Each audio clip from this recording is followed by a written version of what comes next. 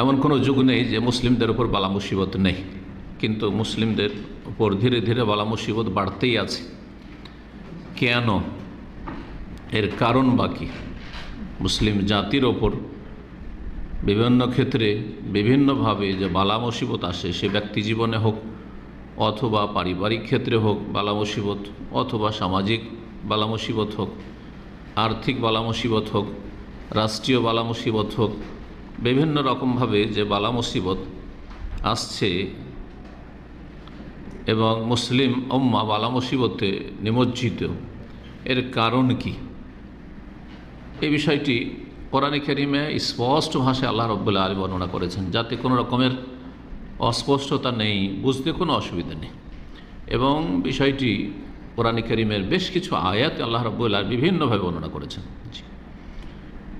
এবং বালা মুসিবত যে আসে এর উদ্দেশ্য আল্লাহ রাব্বুল আলামিন বর্ণনা করেছেন।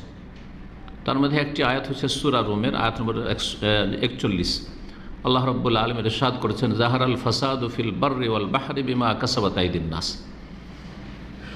পানিতে এবং স্থলে বিপর্যয় নেমে এসেছে। জাহারাল ফাসাদ, ফাসাদ বিপর্যয়, ফাসাদ হচ্ছে ফিতনা ফাসাদ, ফাসাদ হচ্ছে বিশৃঙ্খলা, ফাসাদ মানে হচ্ছে অশান্তি, বালা মুসিবত সব কিছুই। জাহারাল ফাসাদ, বিপর্যয় সৃষ্টি হয়েছে, বালা মুসিবত নেমে এসেছে, অশান্তি নেমে এসেছে, ফিল বাররি ওয়াল বাহর, স্থলে এবং পানিতে, জলে। কিসের কারণে? বিমা কাসাবাত আইদিন নাস।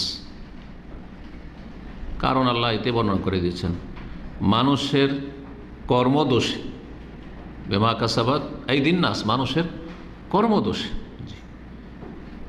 আল্লাহর জমিনে মানুষ পাপে লিপ্ত হয়েছে, আর মুসলিমদের ওপর বালা মুসিবত বিশেষভাবে এই জন্য নেমে এসছে যে মুসলিমরা মুসলিম হওয়া সত্ত্বেও তারা কাফের নয়, তারা আল্লাহ বিশ্বাসী, তারা পরকালে বিশ্বাসী, তারা আল্লাহর দিনে আল্লাহর কিতাবে বিশ্বাসী, তারপরও তারা সেইভাবে পাপের দিকে ঝাঁপ দিয়েছে যে এইভাবে কাফের জাতি পাপের দিকে ঝাঁপ দিয়েছে। যেসব পাপ কাফেররা করে থাকে সে সমস্ত পাপ মুসলিমদের মাঝে পাবেন আপনি। শিরক কুফরি থেকে শুরু করে সবচেয়ে বড় পাপ, সবচেয়ে বড় অন্যায় শিরক এবং কুফরি। শিরক কুফরি একই সমপরিমাণ। শিরক আল্লাহর সাথে শরীক স্থাপন করা। কাফের মুশরিকেরা যদি প্রতিমা পূজা করে তো মুসলিমরা মাজার পূজা করে, কবর পূজা করে। কাফেররা যদি অস্বীকারী, অমান্যকারী, নাস্তিক হয় তো মুসলিম সমাজে নাস্তিক ভরে আছে, বেদিন ভরে আছে। কুফর, বিভিন্নভাবে তারা কুফরিতে ডুবে গেছে, তাদের বড় একটি সংখ্যা। আর তাছাড়া অন্য অন্য পাপ, ফরজ অজেব আদায়ের ক্ষেত্রে অবহেলা, আর হারাম না যায় যে ডুবে থাকা, এমন কোনো হারাম খুঁজে পাবেন না। হারাম খুন করা, হারাম জেনা ব্যভিচার, হারাম মদ পান করা, মদের অনুমতি দেওয়া, মদের জন্য রাস্তা প্রশস্ত করা, এ সমস্ত কাফের সমাজ আছে, মুসলিম সমাজও আছে, কাফের দেশেও মুসলিম দেশেও আছে। বিমা কাসাবাত আইদিন নাস, মানুষের কৃতকর্মের কারণে বালা মুসিবত মুসলিমদের ওপর নেমে এসেছে, অশান্তি আল্লাহর জমিনে বিরাজ করছে। কেন আল্লাহ রাব্বুল আলামিন এই বালা মুসিবত দিয়েছেন? মানুষের পাপের কারণে, মানুষের অপরাধের কারণে এই কথা বর্ণনা করলেন। উদ্দেশ্য কি? কারণ হয়ে গেল এখন উদ্দেশ্য কি আল্লাহ রাব্বুল আলামিন বালা মুসিবত দেওয়ার? বলছেন লিইউযীকাহুম বা'দাল্লাযী আমিলু, তারা যে পাপগুলি করছে তার কিছু শাস্তি দেওয়ার উদ্দেশ্য আল্লাহ বর্ণনা করেছেন। তাহলে ছোট্ট একটি আয়াত চিন্তা করুন, কত অর্থপূর্ণ, কত ব্যাপক অর্থ বহন করে। পৃথিবীর অবস্থা আল্লাহ বর্ণনা করে দিলেন, আর তারপরে এই অবস্থা কেন, এই অশান্তি কেন, এই ফিতনা ফাসাদ কেন, এই আযাব বালা মুসিবত কেন, তাও বর্ণনা করলেন। উদ্দেশ্য কি আল্লাহ রাব্বুল আলামিনের? কারণ বালা মুসিবত সব কিছুই আল্লাহর হাতে, আল্লাহর বিনা ইচ্ছায়, বিনা নির্দেশে হয় না, সৃষ্টিগত নির্দেশ আল্লাহ রাব্বুল আলামিনের। লিইউযীকাহুম বা'দাল্লাযী আমিলু, যেসব পাপ করছে সবগুলির শাস্তি আল্লাহ দিতে চান না, কারণ এটা শাস্তির জগৎ নয়, এটা বদলার জগৎ নয়। ভালো মানুষকে প্রতিদান দেওয়ার জন্য দুনিয়া নয়, যে ভালো মানুষ যত ভালো করছে সব ফল দুনিয়াতে পেয়ে যাবে, কখনো না। কখনো কিছু অংশ পাবে ভালো, বরকত নেমে এসছে, খুব সুখে শান্তিতে আছে, মানসিক, শারীরিক, পারিবারিক ইত্যাদি ইত্যাদি, ভালো মানুষ। আবার কখনো বালা মুসিবত, পরীক্ষা ভালো মানুষের জন্য, এবং আর্থিক সংকট ইত্যাদি ইত্যাদি। কেন? এই জন্য এটা জানিয়ে দেওয়ার জন্য যে এই দুনিয়া ইহ জগৎ প্রতিদান জগৎ নয়, বদলার জগৎ নয়। বদলার জগৎ হচ্ছে যেটা ইয়াউমুদ্দিন, মালিক ইয়াউমিদ্দিন, একক মালিক আল্লাহ রাব্বুল আলামিন। যেদিন কোনো মালিক থাকবেন না, সেটা হচ্ছে ইয়াউমুল জাযা, প্রতিদান জগৎ। ইয়াউমুদ্দিন মানে ইয়াউমুল জাযা। এখানে দিন মানে এখানে ইসলাম ধর্ম নয়, দিন মানে প্রতিদান। এই জন্য বিচার দিবসের মালিক কি অনুবাদ করেন? যারা সূরা ফাতিহার অনুবাদ জানছেন আশা করি।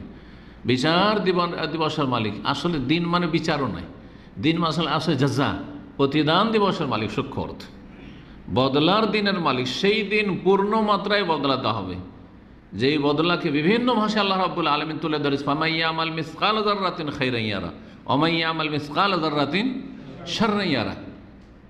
যে সামান্য পরিমাণ, অনপরিমাণ কোনো ভালো কাজ করেছে, সেটারও ভালো বদলা পাবে। ইয়ারা দেখবে মানে বদলা পাবে। ওয়া মান ইয়ামাল মিসকাল যাররাতিন শাররান, আর যে মন্দ করেছে অনপরিমাণ, সামান্য পরিমাণ, সেটাও দেখতে পাবে, তারও বদলা পাবে, চূড়ান্ত বদলা সেখানে।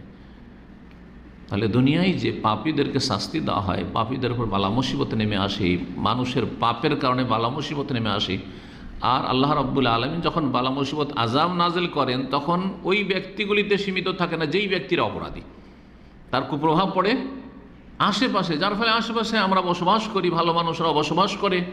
আল্লাহ যেন আমাদেরকে ভালো মানুষ হিসাবে কবুল করেন এবং ভালো মানুষ হয়ে জীবনযাপনের তৌফিক দান করেন। তো ভালো মানুষরাও নিরাপদ নয়, ভালো মানুষরাও নিরাপদ নয় এই আযাব থেকে, কারণ আল্লাহ রাব্বুল আযাব সবার জন্য আসে। জি, তো উদ্দেশ্য আল্লাহ বলে লিউযীকাহুম বা'দাল্লাযী আমিলু, যেসব পাপগুলি করছে তার কিছু অংশের শাস্তি দেওয়া, সবগুলি শাস্তি নয়, অল্প কিছুর শাস্তি, আর অধিকাংশ অপরাধের শাস্তি থেকে গেল আখিরাতে দেওয়া হবে জাহান্নামে পাপীদেরকে, যদি তওবা করে ফিরে না আসে, যদি সংশোধন না করে। আর একটা উদ্দেশ্য কি? লাআল্লাহুম ইয়ারজিউন, যাতে করে ফিরে আসে, ধাক্কা খেয়ে ফিরে আসে। যখন মার খাবে, বালা মুসিবত আসবে, বিপদের সম্মুখীন হবে, দুনিয়ার সামনে অন্ধকার দেখবে, চোখের সামনে অশান্তির শেষ থাকবে না, তখন আল্লাহর দিকে ফিরে আসবে। জি, মানুষ সুখের সময় গাফিলতিতে চলে আসে। জি, তখন মানুষ হিংস্র হয়ে যায়, তখন মানুষ ভুলে যায়, রবকে ভুলে যায়, রবের দিনকে ভুলে যায়, ভালো কাজকে ভুলে যায়। অধিকাংশ মানুষ অচ্ছলতার কারণে পাপে লিপ্ত হয়ে যায়। সেই জন্য আল্লাহ রাব্বুল আলামিন সংশোধনের উদ্দেশ্যে মানুষকে বালা মুসিবতের সম্মুখীন করে থাকেন। লাআল্লাহুম ইয়ারজিউন। তাহলে এখানে কয়েকটি কথা জানতে পারলাম। কিছু শাস্তি দেওয়া হইল কিছু পাপের, আর এই শাস্তির মাধ্যমে যাদের সংশোধন হওয়ার সংশোধন হইল, যাদের মধ্যে কিছু কল্যাণ আছে অন্তরে মুসলিম সমাজের, তারা অবশ্যই ফিরে আসছে। এই যে করোনার মহামারী বালা মুসিবত, এতে কিছু ভালো মানুষ অবশ্যই, যাদের অন্তরে ভালাই আছে, কল্যাণ আছে, তারা নিজে সংশোধন করেছে। এইরকম যে কোনো পারিবারিক ক্ষেত্রে হোক, ব্যক্তি জীবনের ক্ষেত্রে হোক, বালা মুসিবত, রোগ, বিপদ আপদ, ছেলে মারা গেছে, সোজা হয়ে গেছে, নিজে দুর্ঘটনার শিকার হয়েছে, সোজা হয়ে গেছে। জি, তো আল্লাহ রাব্বুল আলামিন এই উদ্দেশ্যগুলি এই ছোট্ট আয়াতে বর্ণনা করেছেন। আরেকটি আয়াত সূরা শুরা আয়াত নম্বর 30, সেই আয়াতটি এখানে পেশ করি। আল্লাহ রাব্বুল ইরশাদ করেছেন, ওমা আসাবাকুম মিন মুসিবা ফাবিমা কাসাবাত আইদিকুম ওয়া ইয়াফু আন কাসীর। তোমাদের ওপর যে কোনো মুসিবত আসুক না কেন, এখানে মুসিবত শব্দটি এসেছে। আগের আয়াতে ছিল ফাসাদের কথা, অশান্তি, এখানে মুসিবতের কথা এসেছে। ওমা আসাবাকুম মিন মুসিবা, যে কোনো মুসিবত, যেই ধরনের মুসিবত তোমাদের উপর আসুক না কেন। মা আরবি গ্রামে বলা হয়েছে, এটা অত্যন্ত ব্যাপক অর্থপূর্ণ, যে কোনো রকমের মুসিবত, ব্যক্তি জীবনের মুসিবত হোক, আবার ব্যক্তি জীবনেও বিভিন্ন দিক আছে।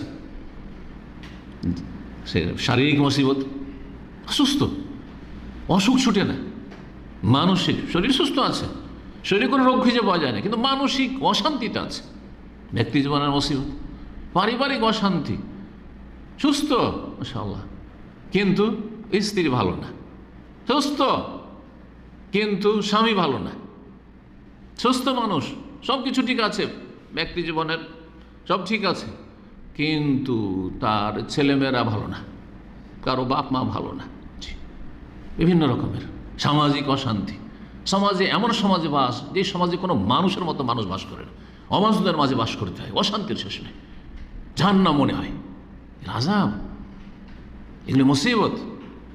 আর্থিক অশান্তি, সুস্থ কিন্তু যেখানে যায় লস খায়, যেখানে যায় মার খায়, বিদেশ যাওয়ার চেষ্টা করলো মার খেলো, ব্যবসা করলো মার খেলো, হ্যাঁ টাকা পয়সা নিয়ে বেরোলো, চুরি হয়ে গেলো, ডাকাতি হয়ে গেলো, এই হয়ে গেলো, সে হয়ে গেলো, আগুন লেগে গেল, বাড়িতে জ্বলে গেল, পুড়ে গেল, কত কি হইল।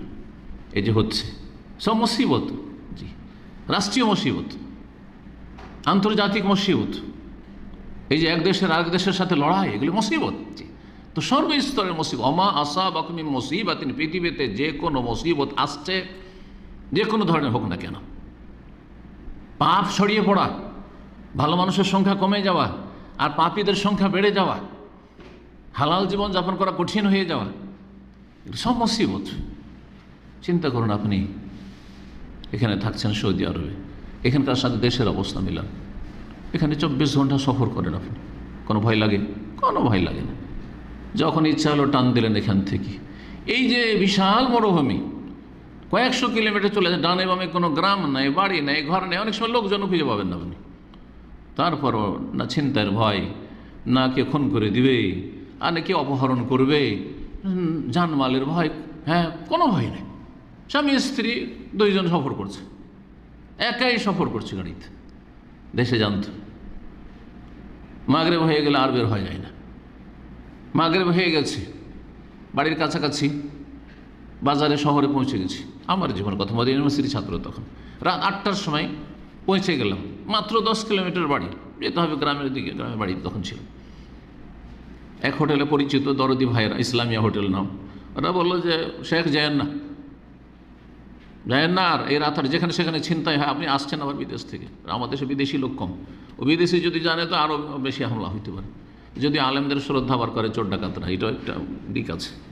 আমাদের সমাজে চুরি ছিনতাই করে কিন্তু আলেমদের খানিকটা শ্রদ্ধা করে, আজকাল ওটা কমে গেছে, একসময় ছিল, এখন দেখি আলেমদেরও ছিনতাই হয়। হ্যাঁ, তো এই যে অশান্তি, অশান্তি, সর্বস্তর অশান্তি, এগুলি হচ্ছে মুসিবত। কিসের কারণে? অমা আসাবাকুম মিন মুসিবাতিন, যে কোনো মুসিবত তোমাদের আসুক না কেন, ফাবিমা কাসাবাত আইদিকুম, তোমাদের কৃতকর্মের কারণে, তোমাদের পাপের কারণে, তোমাদের হাতের কামাই। জি, বিমা কাসাবাত আইদিকুম, অধিকাংশ অপরাধগুলি মানুষ হাত দিয়ে করে, পা দিয়েও করে, চোখ দিয়েও করে, জবান দিয়েও করে, কিন্তু অধিকাংশ অন্যায়গুলি, পাপগুলি হাত দিয়ে করে। এই জন্য আল্লাহ কোরআনে কারিমে হাতের কথা বলেছেন। উদ্দেশ্য হচ্ছে যে কোনো অপকর্ম, যে কোনো পাপ, ফাবিমা কাসাবাত আইদিকুম, কারণ আল্লাহ তাহলে বলে দিলেন, তাহলে মুসিবতের কারণ হচ্ছে আমাদের পাপ, আমাদের জুলম অত্যাচার, আমাদের অন্যায়। হয় আল্লাহর হকের ক্ষেত্রে জুলুম করছি, আর না হলে মানুষের হকের ক্ষেত্রে জুলুম করছে, যে কোনো ক্ষেত্রে জুলুম করছে, ইবাদত বন্দেগীর ক্ষেত্রে জালেম, তৌহিদ নেই, শিরকের মতো বড় জুলমে ডুবে আছে জাতি। জি, ওয়াইয়াফু আন কাসীর, তবে মনে রেখো আল্লাহ অনেক অনেক ক্ষমা করেন। একটা ভুল হইলেই, একটা অন্যায় হইলে, পাপ হইলে আল্লাহ ধরে নেন না। জি, দিনদার মানুষ হলে বুঝতে পারবেন যে আমি একটা ভুল আজকে করে দিলাম, তারপর আলহামদুলিল্লাহ সুস্থ আছি, বালা মুসিবত আসেনি শরীরে, আলহামদুলিল্লাহ। পাপ করে দেওয়ার পর গাড়ি চালাচ্ছি, কোনো অ্যাক্সিডেন্টের শিকার হয়নি, চোখের সামনে একটা দেখলাম যে দুর্ঘটনা হয়ে গেল, কিন্তু আলহামদুলিল্লাহ আমাকে বাঁচিয়ে রেখেছে। অথচ যদি আত্মপর্যালোচনা করেন তো আমিও পাপ করেছি, কিন্তু আল্লাহ আমাকে ওয়াইয়াফু আন কাসীর, অনেক মাফ করছেন। আল্লাহ রাহমুর রাহিমিন, অনেক মাফ করেন। তারপরে মাঝে মধ্যে আল্লাহ রাব্বুল আলামিন কি করেন? লিয়াযীকাহুম বা'দাল্লাযী আমিলু, কিছু পাপের ক্ষেত্রে আল্লাহ ধরে ফেলেন, যাতে করে সংশোধন হয়, যাতে করে ফিরে আসি। এইরকম সূরা সাজদাতে আল্লাহ রাব্বুল বলেছে, ওয়ালা নুযীকান্নাহুম মিনাল আযাবিল আদনা দুনাল আযাবিল আকবার লাআল্লাহুম ইয়ারজিউন, দুনিয়ার শাস্তি, বড় শাস্তির আগে আমি দিয়ে থাকি, যাতে করে তারা ফিরে আসে। তো বালা মুসিবত আসা, যদি বালা মুসিবত থেকে আমরা শিক্ষা নিই তাহলে উপকারী। মাঝে মাঝে অসুস্থ হওয়া, মাঝে মাঝে আর্থিক সংকট হওয়া, মাঝে মাঝে এইরকম ধরনের সমস্যার সম্মুখীন হওয়া, যে কোনো রকম বালা মুসিবত হোক না কেন, দিনদার লোকের জন্য ভালো। পারিবারিক একটা অশান্তি, হঠাৎ করে স্বামী স্ত্রীতে ঝগড়া, ছেলেমেয়েরা দেখছেন অবাধ্য হয়ে যাচ্ছে। একজন নেক মানুষ চিন্তা করবেন, আমার ছেলেগুলো খারাপ হয়ে যাচ্ছে, আমার ছেলেমেয়েরা কথা কেন শুনছে না, আমার স্ত্রী কেন কথা শুনছে না, আমার সাথে আমার ভাইদের কেন ঝগড়া দ্বন্দ্ব লেগে যাচ্ছে, সমস্যা কেন? তো মুহাসাবা করবেন, নিজের হিসাব কষবেন আপনি এবং সংশোধন করলে আল্লাহ এর জীবন যাতে করে ফিরে আসে। আল্লাহ রাব্বুল আলামিন যেন তৌফিক দান করেন। আজকে বালা মুসিবতের যে বিষয়ে আয়াতগুলি বললাম, আশা করি এগুলি যথেষ্ট। তো দুই একটি হাদিস আমি পেশ করি, বিশেষ করে যেগুলো রাষ্ট্রীয় বালা মুসিবত আর যেগুলো এই ধরনের বালা মুসিবত, সেসব ক্ষেত্রে করণীয় এবং এইসব জুলমের শিকার হওয়া যুগে যুগে হয়েছে। কিসের কারণে হয়েছে? সেটাও পাপের কারণে। ওই হাদিসগুলো প্রমাণ করবে হাদিসগুলো। আর তার সাথে আমাদের করণীয় সেই হাদিসে রাসূলুল্লাহ সাল্লাল্লাহু আলাইহি ওয়াসাল্লাম বলে দিয়েছেন। এই মর্মে একটি হাদিস সহিহ বুখারী 6531 এবং সহিহ মুসলিমে 3439। ইবনে আব্বাস রাদিয়াল্লাহু তাআলা আনহুমা থেকে বর্ণিত, নবী করিম সাল্লাল্লাহু আলাইহি ওয়াসাল্লাম বলেন, মান রা মিন আমিরিহি শাইআন ইয়াকরাহুহু, কেউ যদি তার আমিরের পক্ষ থেকে, আমির মানে শাসক, তার নাম যাই হোক না কেন, সে আপনার চেয়ারম্যান হইতে পারে, এলাকার আমির সে, হ্যাঁ, আবার ডিস্ট্রিক্টের প্রশাসনিক দায়িত্ব যারা রয়েছে, ডিসি, ডিএম ইত্যাদি হতে পারে, আবার পুলিশ সুপার হতে পারে, আবার এমপি হইতে পারে, হ্যাঁ, আবার যে কোনো স্তরের নেতা হইতে পারে, পুঁজিপতি হইতে পারে, হ্যাঁ, এলাকার মতব্বর হইতে পারে, যে কোনো ধরনের হইতে পারে, অথবা রাষ্ট্রনায়ক হইতে পারে। মানরা আমিন আমির শাইআন ইয়াকরাহু, কেউ যদি নিজের শাসকের পক্ষ থেকে, নিজের নেতার পক্ষ থেকে এমন কিছু দেখতে পায় যেটা অপ্রীতিকর, যেটা সে বরদাস্ত করতে পারে না, ইসলাম বিরোধী কাজ করছে, একজন নিন্দা লোকের জন্য কষ্টকর, এটা বরদাস্ত করা কখনো মেনে নেবেন অন্তর থেকে, অবশ্যই সেটাকে ঘৃণা করে, কিছু না বলতে পারে অন্তর থেকে ঘৃণা করবে একজন দিনদার, তার দিনদারির দাবি, অথবা তাদের উপর জুলম অত্যাচার হচ্ছে, অন্যায় করা হচ্ছে, অবিচার করা হচ্ছে, যে পাবে না তাকে দেওয়া হচ্ছে, যে পাবে তাকে দেওয়া হচ্ছে না, কাউকে বঞ্চিত করা হচ্ছে, আর কেউ পাওয়ার যোগ্য নাই তাদেরকে দেওয়া হচ্ছে, বহু রকমের জুলম অত্যাচার, অপরাধীকে ছেড়ে দেওয়া হচ্ছে, আর নিরীহ মানুষকে শাস্তি দেওয়া হচ্ছে। এই ধরনের যে কোনো রকমের এই রকমের অপ্রীতিকর কিছু যদি শাসক নেতার পক্ষ থেকে দেখে, ফালিয়াসবির আলাইহি, আপনারা বিভিন্ন কোম্পানিতে চাকরি করছেন, এগুলোর ক্ষেত্রে ফিট করেন, সবগুলি কথা রাষ্ট্রীয় ক্ষেত্রে ফিট করার প্রয়োজন নেই। আমরা নিচের থেকে চলবো, কারণ রাত দিন এগুলোর সাথে আমাদের সম্মুখীন হইতে হচ্ছে।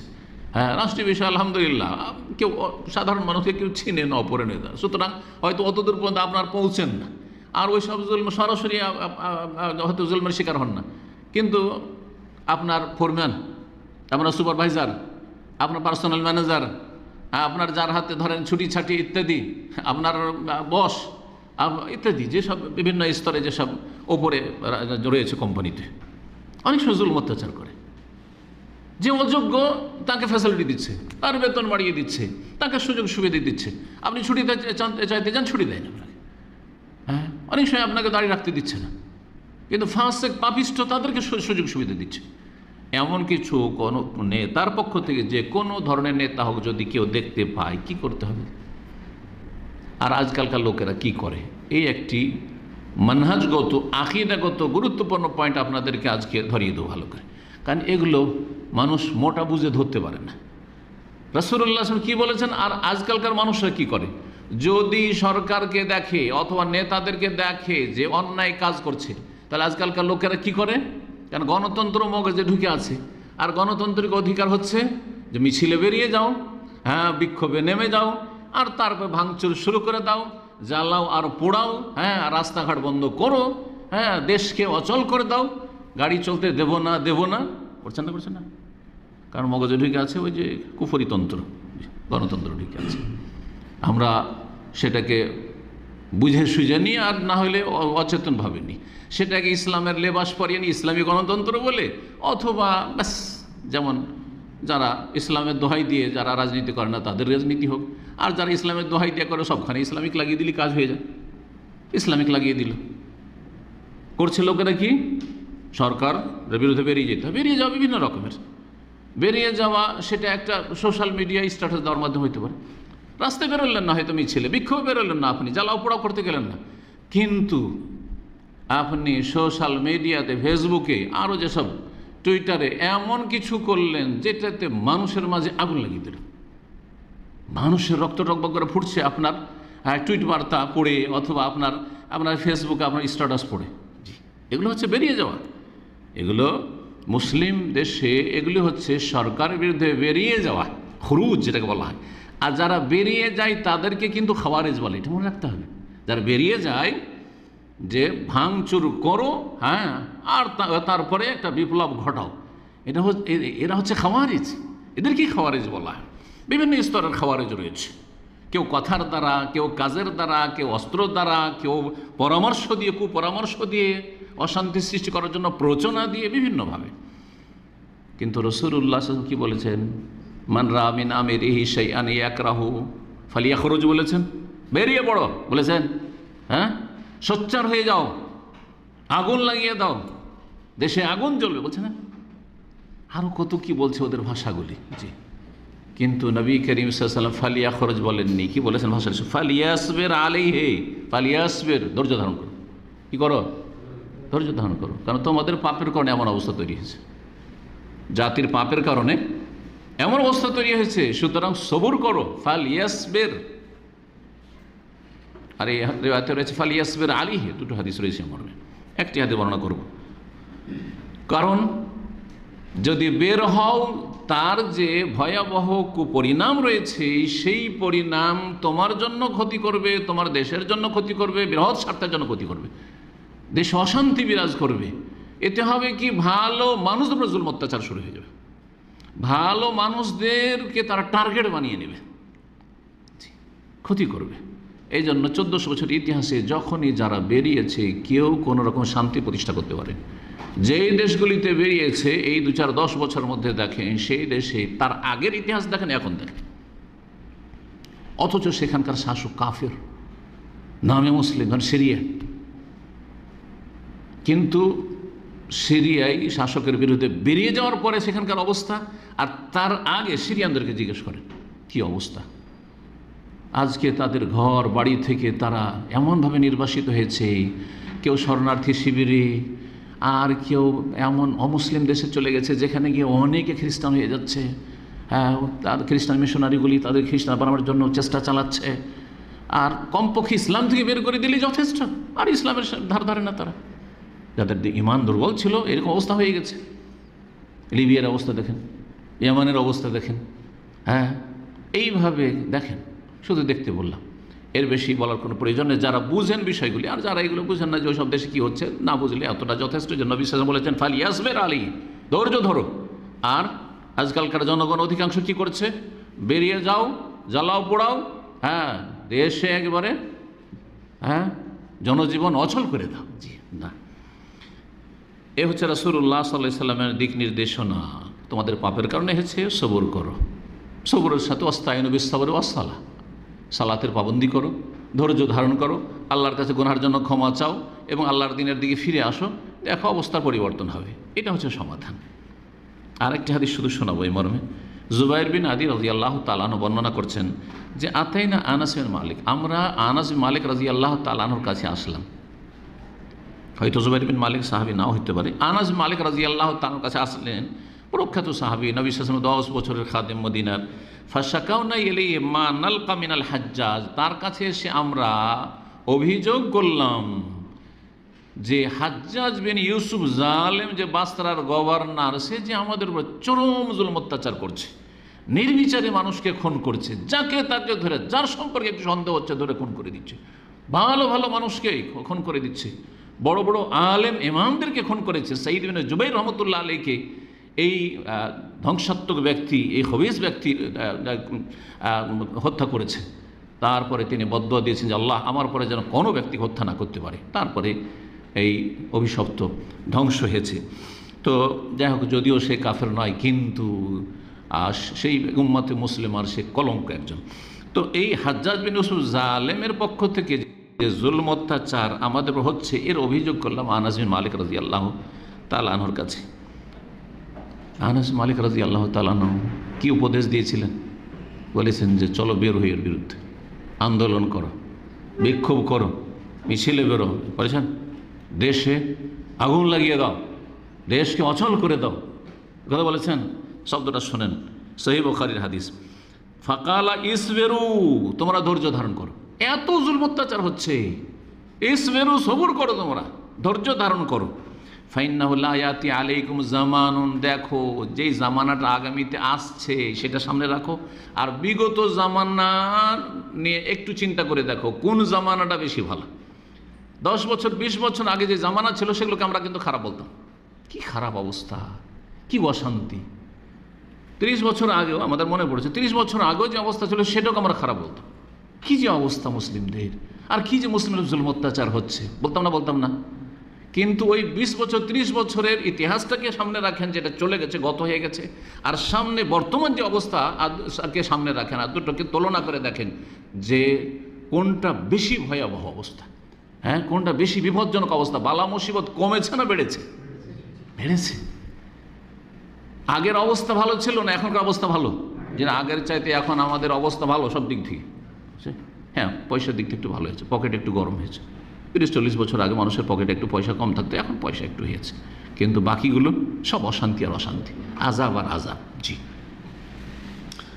ইসবিরু, ধৈর্য ধারণ করো। ফাইন্নাহু লা ইয়াতি আলাইকুম জামানুন ইল্লাল্লাযী বাদাহু শাররুম মিনহু, কারণ যেই জামানাটা আসছে এই জামানার চাইতে তারপরে যে জামানা আসছে সেটা আরও বেশি খারাপ। শাররুম মিনহু, বর্তমান যে জামানা, আগামীতে যে দিনগুলি আসছে এটা ভাবিও না যে ভালো অবস্থা হবে, কারণ মানুষ ভালো হচ্ছে না, খারাপ হচ্ছে।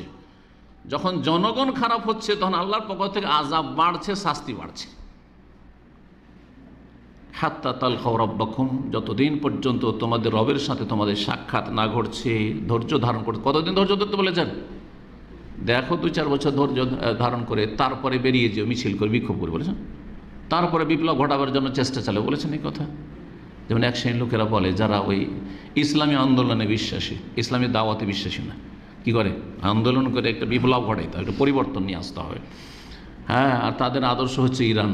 তারা কি বলে যে আর কত ধৈর্য ধরবো, ধৈর্যের বাঁধ হ্যাঁ ভেঙে গেছে, ধৈর্যের বাঁধ কি হয়েছে? ভেঙে গেছে। আর তারপরে আপনারা যে বলছেন যে আল্লাহ খেলাফত দেবেন, আমরা যখন শিরক মুক্ত হব, আল্লাহর ইবাদতবন্দি করব, এটা তো লম্বা কোর্স। এ কখন হবে? ইমাম মেহেদির যুগের আগে তো আশাই করা যায় না, আমরা নিজেরা ভোগ করতে চাই। সুতরাং দেখেন 70-80 বছর হয়ে গেল, কিন্তু এই স্বপ্ন দেখেই থেকে গেল। শুধু জুলমের শিকার আর অশান্তির কারণেরা কোনো শান্তি প্রতিষ্ঠা করতে পারেনি। কিন্তু যদি এই শ্রমটা তারা দিনের দাওয়াতে লাগাইতো, তৌহিদ সুন্নতের দাওয়াত দিত, ফরজ ওয়াজিবের দিকে দাওয়াত দিত, আল্লাহর মসজিদের দিকে, ইবাদতের দিকে দাওয়াত দিত, যতই জালেমি সরকার হোক, নামাজ পড়তে বাধা দেয় না আলহামদুলিল্লাহ এখন পর্যন্ত, তাই না? রোজা রাখতে, সিয়াম পালন করতে বাধা দেয় না। যাকাত দিব, বাধা দিচ্ছে নাকি? হজ করছি, বাধা দিচ্ছে নাকি? হ্যাঁ, তো যেই কাজগুলি করতে পারছি এগুলো যদি আমরা নিজেরা করতাম, অন্যদেরকে যারা বেনামাজি হয়ে রয়েছে, বেদিন হয়ে রয়েছে, রমজান মাস চলে যাচ্ছে, সিয়াম পালন করছে না, যাকাত দিচ্ছে না, হজ ফরজে আছে কতদিন থেকে, হজই আসছে না, এই লোকগুলি হেদায়েত করতাম। মদ খাচ্ছে, সামাজিক অপরাধে জড়িয়ে আছে, চুরি ডাকাতি করছে, দুর্নীতি করছে, ঘুষখোর অফিসার, সুদখোর, এদেরকে দাওয়াত দিয়ে যদি খাঁটি মুসলিম বানাইতাম, আর এরাও যদি আমাদের তৌহিদ সুন্নতের দাওয়াতের সাথে একত্র প্রকাশ করত এবং এক হয়ে কাজ করত, তো কত এগিয়ে যেত দাওয়াতের কাজ। কিন্তু তা তো তারা করেনি। সবসময় ওই আর কতদিন ধৈর্য ধারণ করবো, আর কখন পাওয়া যাবে না, আমাদের কি ক্ষমতায় পৌঁছিতে হবে, বরবাদ, নিজেরাও বরবাদ, অন্যদেরকে বরবাদ করেছে। যতদিন পর্যন্ত রবের সাথে মোলাকাত না হবে ততদিন সবুর করে, মরণ পর্যন্ত সবুর করতে থাকে, জালেমের জুলমের উপর সবুর করতে থাকে। তারপরে আনাস বিন মালিক, অনেকে ভাবতে পারেন যে এটা হচ্ছে তার ব্যক্তিগত মত, না, ব্যক্তিগত মত না, বলছেন সামিতুহু মিন নবিয়িকুম সাল্লাল্লাহু আলাইহি সাল্লাম, আমি এই কথাগুলি তোমাদের প্রিয় নবী সাল্লাল্লাহু আলাইহি সাল্লাম থেকে শুনেছি। তারও নবী, কিন্তু তোমাদের নবী বলছেন যাতে করে কথাটার গ্রহণযোগ্যতা বাড়ে। দেখো তোমাদের নবী কথা বলেছেন, এটা ভাবিও না যে কাপুরুষ। আপনি বলবেন যে আনাস মালিক কাপুরুষ, আর আমাকে না হয় বলবেন যে এরা রিয়াল খোর, তো ডলার খোর, এরা ভোগবিলাসী হয়ে গেছে, এরা ওইসব জিহাদ মেহাদের কথা বলতে চায় না, এরা সরকার বিরোধী কথাবার্তা বলতে চায় না, এরা শুধু মিষ্টি মিষ্টি ইসলাম পালন করতে চায়। তো আনাস বিন মালিকও কি ওই রকম ছিলেন নাকি? আমি তো আনাস বিন মালিকের কথা বলছি, আর তিনি তো রাসূলুল্লাহর কথা বলছেন। আল্লাহ যেন বোঝার তৌফিক দান করেন এবং সংশোধনের তৌফিক দান করেন, এবং সহি বিশুদ্ধ আকীদা মানহাজে যারা নেই তাদেরকে ফিরে আসার তৌফিক দান করেন, এবং যারা সহি বিশুদ্ধ আকীদা মানহাজের উপরে আছে আল্লাহ তাদেরকে যেন এর উপর অটলতা দান করেন, অটল থাকার তৌফিক দান করেন। বিভ্রান্তি থেকে, গুমরাহি থেকে, ফিতরার যুগে আল্লাহ যেন আমাদের সকলকে বাঁচিয়ে রাখেন। ওয়া সাল্লাল্লাহু ওয়া সাল্লাম আলা নবিয়িনা মুহাম্মদ ওয়া আলা আলিহি ওয়াসাহবিহি আজমাইন। একটি দুটি কথা আর বাকি থেকে গেছে যে কথাগুলি বলা জরুরি, সেটা হচ্ছে যে এই আলোচনার পরে বলবো কয়েকটি বাস্তব যে অবস্থা বর্তমান, এইদিকে ইঙ্গিত করব। এখন যেমন কিছু কিছু স্কুলে হেজাব করতে দেওয়া হয় না। কেন করতে দেওয়া হয় না? চিন্তা করেছেন কোনোদিন? কেন করতে দেওয়া হয় না? ঠিক আছে, জুলম অত্যাচার তো অবশ্যই, জালেমেরা, কিন্তু এই জুলমের শিকার আমরা কেন? অনেক কোম্পানিতে আছে দাঁড়িয়ে রাখতে দেওয়া হয় না, অমুসলিম দেশে তো আছেই, ইভেন মুসলিম দেশেও অনেক জায়গায় আপনার কাজ দিচ্ছে না কিসের জন্য? দাঁড়িয়ে কারণে। আপনার ভিসা হচ্ছে না কিসের জন্য? দাঁড়িয়ের জন্য আপনার সমস্যা করছে। এগুলো কেন, কেন এটা হচ্ছে? জি, চিন্তা করতে হবে। আয়াতগুলো ফিট করেন, যে আয়াতগুলো বললাম, আল্লাহ কি বলেছেন? ফাবেমা কাসাবাত আইদিকুম, তোমাদের পাপের কারণে, অপরাধের কারণে, তোমাদের অপরাধ পাপের কারণে পর্দা করতে দেয় না, তোমাদের পাপের কারণে দাঁড়িয়ে রাখতে দেয় না। শুধু জালেমদেরও দোষ দিও না, জালেমদের সাথে তোমাদেরও দোষ আছে, যারা জুলমের শিকার হচ্ছ। যেই সমাজ জুলমের শিকার হচ্ছে সেই সমাজের একটা বড় অংশ, একটা শুধু অল্প অংশ নয়, সিংহভাগ তারা এই জুলমের শিকার, এই জুলমে তারা জালেম, তারাও অপরাধী। ফাবিমা কাসাবাত আইদিকুম, জি, বিমা কাসাবাত আইদিন নাস, মানুষের পাপের কারণে। কিভাবে? অধিকাংশ মুসলিম মহিলারা হেজাব পর্দা করে না, করে না? করে না। তাহলে অপরাধী কিনা? যখন দেখছে সে অমুসলিম জালেমরাই হোক অথবা মুসলিম সমাজের জালেমরা হোক, যারা কর্মকর্তা স্কুলে রয়েছে, কলেজে রয়েছে, আর হেজাব পরে স্কুল কলেজ যেতে দেয় না, তারা দেখছে যে অধিকাংশ মুসলিম মেয়েরা হেজাব পর্দা করে না, আবার এরা কয়েকটা কেন হেজাব করে আসবে? জরুরি নয়, সেই জন্য করে না। মেজরিটি যখন করে না, তার মানে ইসলামে হেজাব পর্দা করা জরুরি নয়। এটা যেন মেসেজ আমরা মুসলিম জাতি দিয়ে দিচ্ছি, হ্যাঁ, নেতাদেরকে দিয়ে দিচ্ছি, স্কুলের কলেজে কর্মকর্তাদেরকে দিয়ে দিচ্ছি, অমুসলিমদেরকে মেসেজ দিয়ে দিচ্ছি, এই ভুল মেসেজ দিয়ে দিচ্ছি যে ইসলামে আমাদের কাছে হেজাব পর্দা করাটা জরুরি বিষয় নয়, জরুরি বিষয় নয়। দাড়ি, অধিকাংশ লোক দাড়ি রাখছে না, রাখছে না? অধিকাংশই রাখছে না। তাহলে কি আমরা অমুসলিমকে মেসেজ দিই না? একটা মুসলিম কোম্পানিতে অথবা অনেক মুসলিম কোম্পানিতে, ফাসিক পাপিষ্ট এসব কোম্পানিতে দাড়িওয়ালাদের চাকরি হয় না, দাড়িওয়ালাদেরকে পরেশান করতে থাকে। হ্যাঁ, কিসের কারণে? কারণ তাদেরকে একটা মেসেজ আমাদের জাতি দিয়ে রেখেছে যে অধিকাংশ আমরা দাড়ি রাখি না, তার মানে দাড়ি রাখাটা মুসলিমদের কাছে জরুরি না, সুন্নাত, রাখলো যার ইচ্ছা, না হলে কোনো ব্যাপার না। বলছে না? বলছে না? অন্তর থেকে বলছে, কাজে বলছে, অনেকে মুখেও বলছে। বলছে না? বলছে না? তাহলে অপরাধটা কার? শুধু জালেমদের? না, জালেমদের সাথে আমাদের মুসলিম সমাজের অধিকাংশ শরিক, বেহা বেপর্দা মহিলারা শরিক, আর তারপরে দাড়ি মুন্ডনকারীরা শরিক এই অপরাধে। চিন্তা করুন, এই দুটো তো আজকাল চোখের সামনে দেখতে পাচ্ছেন, এখনকার বর্তমান পরিস্থিতি। কালকে যখন একটা মুসলিম চাকরিজীবী অমুসলিম প্রতিষ্ঠানে চাকরি করে বা ফাসিকদের প্রতিষ্ঠানে চাকরি করে, নামাজ পড়তে যাবে না, নামাজ পড়তে পারবে না, বাধা দিবে না, কারণ অধিকাংশ মুসলিম নামাজ পড়ে না। বলছে দেখো তো, এরাও তো মুসলিম, ওরা নামাজ পড়ে না, তুমি কারণ নামাজ পড়তে গিয়ে সময় নষ্ট করছো। বলবে না? বলবে না? বিচিত্র নেই? আর বলছেও। জি, তারপরে আরও বিষয় রয়েছে। কোরআনে কারীম পড়ানে, এই উদাহরণটি দিয়ে শেষ করি, উদাহরণের শেষ নেই। অধিকাংশ মুসলিমরা কোরআন পড়তে পারে না, পারে না? শতকরা 90 জনই পারে না। শতকরা 90 জন কোরআন তেলাওয়াত করতে পারে না। তাহলে যখন কোরআন পড়তে যাবেন তখন অমুসলিম জালেমরা বা মুসলিম সমাজের জালেমরা কোরআন পড়তে বাধা দেয় না, কোরআন শিক্ষা উঠিয়ে দিতে হবে, স্কুলে রাখা যাবে না, কারণ অধিকাংশ মুসলিমরা কোরআন পড়ে না। তার মানে কোরআন পড়া জরুরি নয়, কোরআন পড়া জরুরি নয়। তো দোষ কার? জালেমকে, জালেমদের জুলমে এই সব জালেমগুলি মুসলিম সমাজের শরীক। আল্লাহ যেন বোঝার তৌফিক দান করেন। তাহলে সমাধান হচ্ছে, শিখরা তাদের ভ্রান্ত ধর্মের থেকে যেমন প্রমাণ করে দিয়েছে যে তাদের পাগড়ি জরুরি, তাদের দাড়ি জরুরি, ঠিক কিনা? আর আমরা দিনে হক নিয়ে আছি। আল্লাহ বলছেন ওয়াদিনিল হক হুয়াল্লাযী আরসালা রাসূলাহু বিল হুদা ওয়াদিনিল হক লিইয়ুযহিরাহু আলা দ্বীনি কুল্লি। এই দিনে হক থাকা সত্ত্বেও, আমাদের দিন আল্লাহ প্রদত্ত দিন হওয়া সত্ত্বেও, আল্লাহর মনোনীত দিন একমাত্র ইসলাম হওয়া সত্ত্বেও, তারপরও আমরা মেসেজ দিচ্ছি শিখদের বিপরীত, যে আমাদের দাড়ি জরুরি না, হ্যাঁ, আমাদের আপনার নামাজ জরুরি না, আমাদের হেজাব পর্দা জরুরি না। পক্ষান্তরে শিখেরা মেসেজ দিচ্ছে না, আমাদের দাড়ি না থাকলে আমরা শিখি হইতে পারি না, আমাদের পাগড়ি না থাকলে আমরা শিখ হইতে পারি না। চিন্তা করুন তাহলে কোথায় গিয়েছি আমরা? কেন আল্লাহ রাব্বুল আযাব আসবে না আমাদের উপর। আল্লাহ রাব্বুল যেন বুঝার তৌফিক দান করেন, আর আল্লাহ রাব্বুল সংশোধনের তৌফিক দান করেন। মুসলিম জাতির যারা এইরকম পাপের দিকে ঝুঁকে গেছে তাদেরকে আল্লাহ ফিরে আসার তৌফিক দান করেন, এবং তাদের পাপের অনিষ্ট থেকে আর তাদের অনিষ্ট থেকে আল্লাহ ভালো মানুষদের হেফাজত করেন। জালেমদের জুলুম থেকে আল্লাহ আমাদের হেফাজত করেন। যেসব জায়গায় যেসব দেশে জুলুম হচ্ছে মুসলিমদের ওপর, ইসলামের কারণে, ইমানের কারণে, দিনের কারণে, আল্লাহ রাব্বুল সেসব মুসলিম ভাই বোনদের জন্য হেফাজত করেন। আল্লাহ তাদের জন্য বিশেষ সাহায্য করেন, এবং জালেমদেরকে দিয়ে জালেমকে আল্লাহ যেন ধ্বংস করেন। আল্লাহুম্মা আহলিকি যালিমিনা বিযালিমিন ওয়া আখরিজিল মুসলিমিন মিন বাইনি আইদিহিম সালিমিনা গানিমিন। ওয়া সাল্লাল্লাহু সাল্লামা আলা নবিয়িনা মুহাম্মদ ওয়া আলা আলিহি ওয়া সাহবিহি আজমাইন।